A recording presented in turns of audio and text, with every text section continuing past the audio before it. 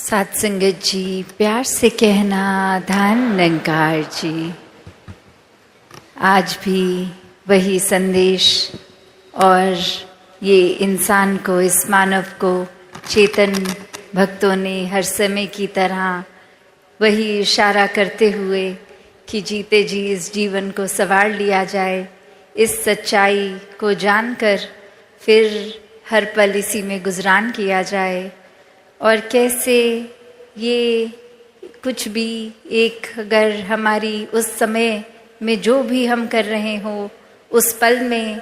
तो वही बात जैसे लिविंग इन द मोमेंट की बात होती है, तो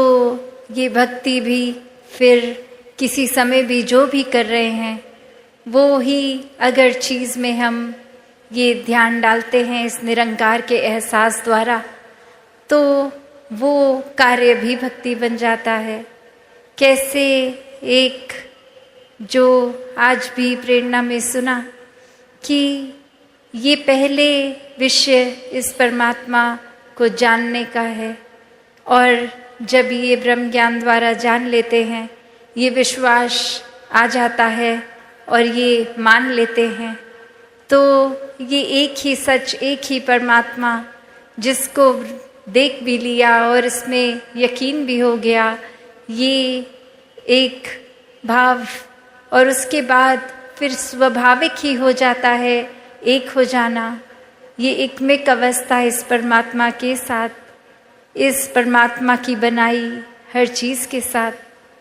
तो कैसे एक कहानी भी दासी के ध्यान में आ रही है, जहाँ एक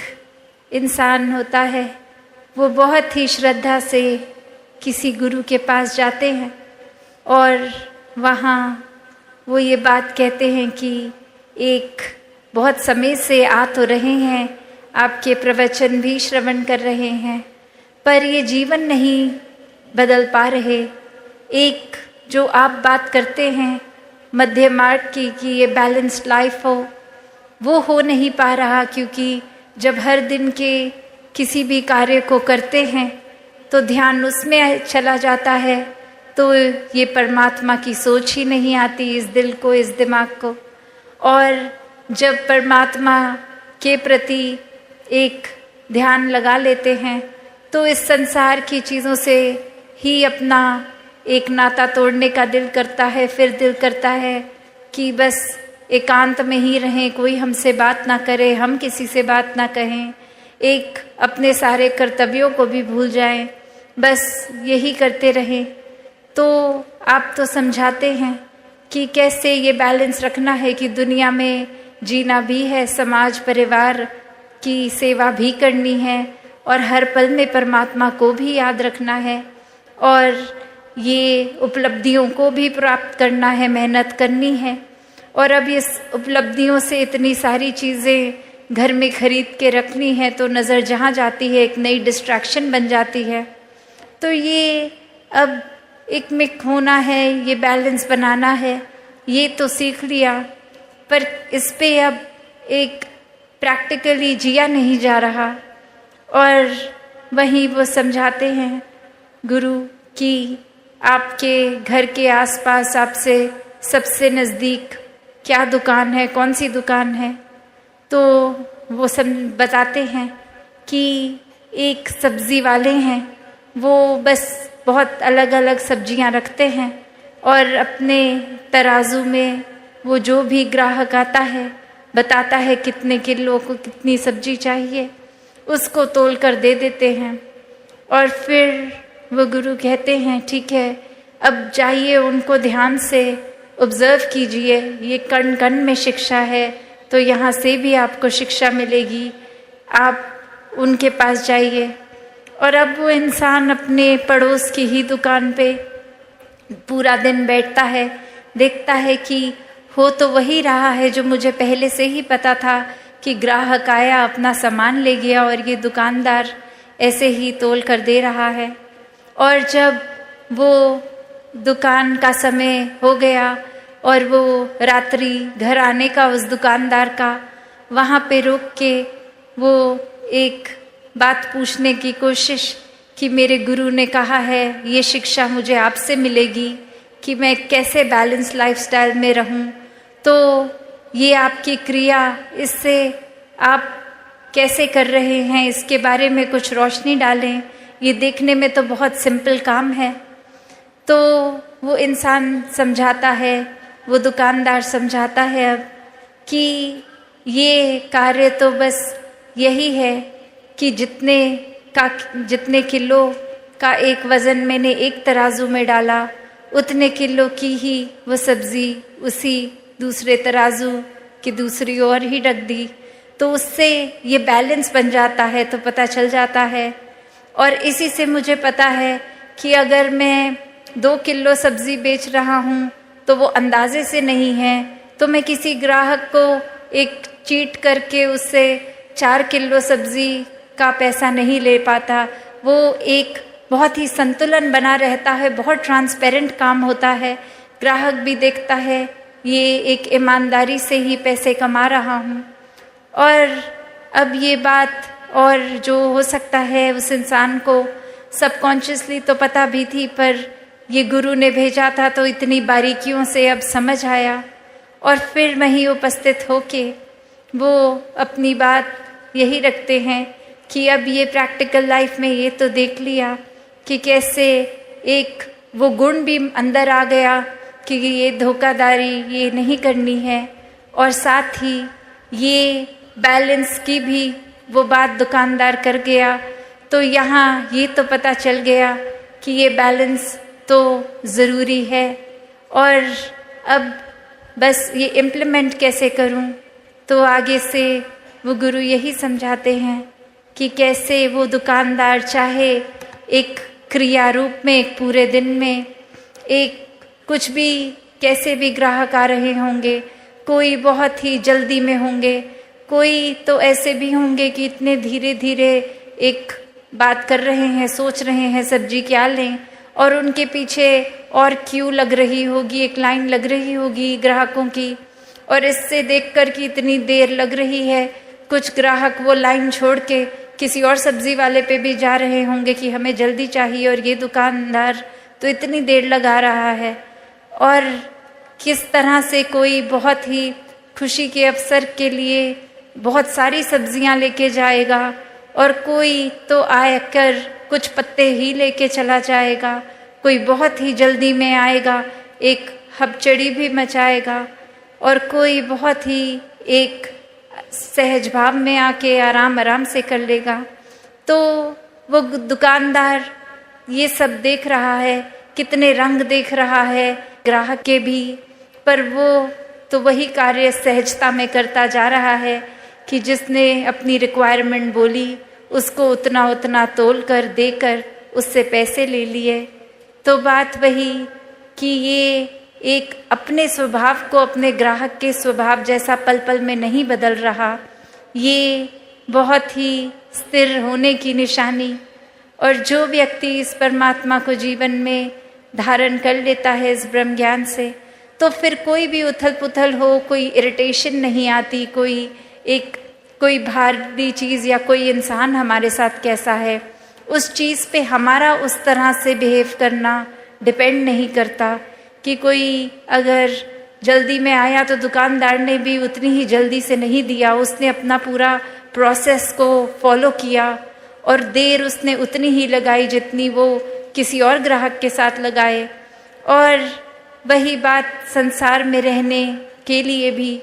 कि कैसे एक दुनिया में हम अगर आए हैं तो फिर एक ये जहाँ संसार भी है, और ये बचपन से एक स्कूल में भी बच्चे को क्यों डालते हैं, ताकि शिक्षा ले, कुछ सपने बनाए और सपनों को फिर साकार करे, एक अपने पैशन को फॉलो करे, और फिर ये पैशन फॉलो करते करते धन दौलत भी कमाए, और ये फिर उस तरह से कामकाजी होके अपने लिए आरामदायक चीज़ें खरीदें जिससे जीवन थोड़ा सा एक इजी हो जाए। तो ऐसा करना जहाँ जीवन में मुबारक है, बस बात वही आ जाती है कि सिर्फ ध्यान यही करने में है, या ये करते करते पैरेलली हर पल में उतनी प्राथमिकता अपनी स्पिरिचुअल ग्रोथ को भी दे रहे हैं। और यही वो बैलेंस है, ये अपनी मायावी जीवन और ये आध्यात्मिक जीवन का, जहाँ पे वही बात आती है जो अभी मॉडल भी कुछ दिनों पहले इधर प्रदर्शनी में भी देखा कि ये ज्ञान और कर्म रूपी पंख, ये एक पंख अगर हो कि सिर्फ एक कार्य तो कर रहे हैं, एक हम किसी वजह से प्रभु परमात्मा का नाम तो ले रहे हैं, पर परमात्मा वाकई है क्या, ये परमात्मा की प्राप्ति तो नहीं कर रहे हैं।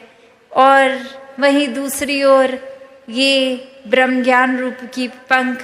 की, एक चिड़िया का एक पंख जो कर्म और दूसरी चिड़िया का ज्ञान रूपी कर्म, और अब ये ब्रह्म ज्ञान ले भी लिया है जीवन में, पर उसको जीवन में इम्प्लीमेंट प्रैक्टिकली नहीं किया जा रहा। अपने जीवन में सारे अवगुण अभी भी वहीं के वहीं रखे हैं, एक अपनी वाणी को कठोर का कठोर ही रहने दे रहे हैं, ये किसी से मधुर स्वभाव अपने अंदर नहीं ला रहे, किसी से प्यार से बात नहीं कर रहे। तो ब्रह्म ज्ञान जीवन में आने के बावजूद भी ये उड़ना कहाँ संभव होगा। वो फिर बात वही कि ऐसा पक्षी जिसके दो पंख हैं, एक ज्ञान का एक कर्म का, वो ही उड़ान भरेगा, क्योंकि ये कर्म भी हैं, ये जीवन में इम्प्लीमेंटेशन भी है, और ये ब्रह्म ज्ञान की विद्या, ये सबसे ऊंची दात, ये भी ये झोली आई है। तो यहाँ एक ये जो बैलेंस का उदाहरण इस कहानी में भी, तो कैसे एक सुनने में तो लगता है कि एक शायद बैलेंस अचीव करना जीवन में पॉसिबल नहीं है, क्योंकि हमारा जहाँ मन ये चंचल है, एक तरफ अगर लग जाएगा, एक अगर हमने चीज़ दिमाग में बांध ली तो बस उसी ट्रैक पे उसी को ही सोचता जाएगा और एक चीज़ की इतनी एक्सट्रीम कर देगा, एक अपनी पॉइंट ऑफ व्यू को भी इतना एक्सट्रीम हम मान लेंगे कि हमारे जैसा अच्छा कोई सोच ही नहीं सकता, एक हमारे जैसा अच्छा तो कुछ भी कोई नहीं कर सकता, कोई है ही नहीं इतना अच्छा। कहाँ हम फिर वो बैलेंस दूर दूर तक करते ही नहीं। और ये तो पता ही है, जब एक चीज़ की ही अति होती जाएगी तो फिर दूसरा एक बैलेंसिंग फैक्टर है ही नहीं। तो वो एक हाइट जहाँ तक कोई अगर ऊंचा जाता है, अगर कितनी भी पहाड़ की ऊंची चोटी पे चले जाएं, तो एक वो लास्ट फाइनल पॉइंट होगा, वो टिप होगी, उसके ऊपर तो और वो पहाड़ है ही नहीं। तो फिर अब बस एक नीचे की ओर ही जाना बाकी रह जाएगा। तो बात वही कि ये सेवा, सुमिरन, सत्संग, इस परमात्मा से जोड़कर ये बैलेंस बना कर रखने की बात। और वहीं ये भी एक समझाया गया, आज चाहे सुबह वो सेवा दल रैली के रूप की एक स्किट द्वारा ही एग्जाम्पल उन्होंने सेवा का ही लिया कि कैसे हम अगर सिर्फ सेवा की ही एक्सट्रीम करते जा रहे हैं कि एक सत्संग को प्रायोरिटी नहीं, एक बस ये सोच रहे हैं कि आज हमारी ड्यूटी है तो हम पहुंच जाएंगे सेवा पे, क्योंकि वो एक हमें काम दिया गया है तो वो कार्य निभाना है। और मन की खुराक के लिए ये सत्संग को भी प्रायोरिटी नहीं, तो वो सेवा भी बस कार्य ही बन जाएगी, क्योंकि वो भाव तो सत्संग से मिलते हैं। और ये मन में भी अगर सिमरन का घाटा है तो ये सेवा और सत्संग भी फिर वो एक हमारी ग्रोथ के लिए इनकम्प्लीट है। तो यहाँ ये तीन चीज़ों का बैलेंस है। उस तराजू में वो पंखों में तो चलो दो पंख की बात थी, यहाँ एक ये निराकार को हर समय रखकर ये सेवा, सुमिरन, सत्संग को ही इक्वली इम्पोर्टेंट बना के रखना, ऐसा बैलेंस करना। और जो ये कर लेते हैं उनके लिए फिर ये जीवन भी बहुत सहज हो जाता है, फिर कुछ एक्स्ट्रा एफर्ट नहीं लगता। हर दिन चाहे आज लगे कि ये सुबह से निकले इतने थके और आज तो घर पे कोई गेस्ट भी आने हैं, उनको भी एक अटेंड करना है, और फिर हमें किसी के घर डिनर पे उनके गेस्ट बन के जाना है, तो फिर ये पूरी दिन की एक्टिविटी इतनी ज़्यादा, तो इसमें थोड़ा सा मैनेज करना, एक भागा दौड़ी लगानी, ये कैसे समय पे सब कुछ होगा, ऑर्गेनाइज करना, ऐसे थॉट्स भी इतने सहज हो जाते हैं कि जब कोई आया घर पे उसको गेस्ट ही ना माने, परिवार का ही हिस्सा माने और वो प्यार का भाव हो जाएगा, तो कुछ वो शो ऑफ करने की बात तो रही ही नहीं कि इनके आगे कुछ फ्लॉन्ट करना है। उनको वैसे ही प्यार से बिठा के खाना परोसना है और उसी प्यार से वो खाना भी बनाया जाएगा कि ये किसी को इम्प्रेस करने के लिए नहीं है, बस ये जो आ रहे हैं उनसे इतना प्यार है क्योंकि वो प्रभु के ही बनाए गए हैं। और अब जब वो बात आ जाती है तो वही प्यार से खाना बनाया गया, खिलाया गया, और फिर आगे किसी और के भी घर जा रहे होंगे तो वही प्यार लेकर जाएंगे कि आप कोई बात नहीं, आप बैठिए, आपका चाहे घर है पर हम मेहमान होकर भी आप बताइए क्या लाना है, हम खुद लेके आएंगे किचन से। तो ऐसे भाव भी संतों के हो जाते हैं कि आप सारा ये थकावट अपने हिस्से लाने कि हम चाहे आपके घर मेहमान बन के आए हैं पर हम हैं तो सेवादार ही, तो जो भी है ये मिलजुल के निभा लेते हैं। तो बात वही कि कैसे इस जीवन में फिर अपने ऊपर ही है कि एक बेकार में ही हर छोटी से छोटी चीज़ का भी स्ट्रेस बना के रखना है, या इस परमात्मा में इतने एकमिक हो जाएं कि कौन सी चीज़ हो के निकल भी गई वो कुछ लगी ही नहीं बड़ी, एक बहुत ही हवा के झोंके की तरह आई और गई। और कैसे फिर ये बैलेंस भी बना रहता है कि वो काम भी सारे हो गए, वो प्यार में भक्ति में रहता हुआ मन एक अपने दोस्तों के साथ दोस्ती, समाज के प्रति भी जो कर्तव्य रहे तो कैसे वो भी बहुत बखूबी निभा लिए गए और कुछ एक्स्ट्रा खुद को भी नहीं लगा। एक जैसे एक कोई पूरे दिन अगर कुछ नहीं भी होता करने में तो भी दिल वही महसूस कर रहा था, या फिर कोई दिन जो पूरी तरह से जैम पैक्ड है कि फुर्सत ही नहीं सांस लेने की, उसमें भी ये दिल दिमाग उतने ही रिलैक्स्ड। तो बात वही कि जो वाक्य ही इस परमात्मा के आश्रय रह लेते हैं वो हर पल को इतना हल्का फुल्का बना लेते हैं कि ये पता ही है कि कैसे ये परमात्मा जो कर रहा है इसी के ही एक शुक्राने भाव में रहें तो बहुत ही, चाहे उस समय हमें लगेगा कुछ ठीक है नहीं है, पर ये है, चाहे हमारी नज़र नहीं देख पा रही पर ये ठीक ही है। तो वो कोई हिसाब किताब हमारे आंकड़े लगाने का तो काम नहीं, ये बस परमात्मा की एग्जिस्टेंस देखकर विश्वास की बात है। और जो वाक्य ही हर पल का एक अपनी कन्वीनियंस से कि कुछ जीवन में अच्छा हुआ है तो विश्वास करेंगे, और नहीं है तो विश्वास नहीं करेंगे। जब ऐसी कन्वीनियंस एक ही परमात्मा को जीवन में जगह दी तो फिर तो कोई लाभ नहीं है, फिर तो वो कोई भी और चीज़ के साथ संसारिक कर सकते हैं। और परमात्मा को प्राप्त करके भी जब एक सब कुछ प्राप्त कर लिया तो भी नज़र इतना छोटा, तंगदिली बना ली, नज़रिया इतना छोटा,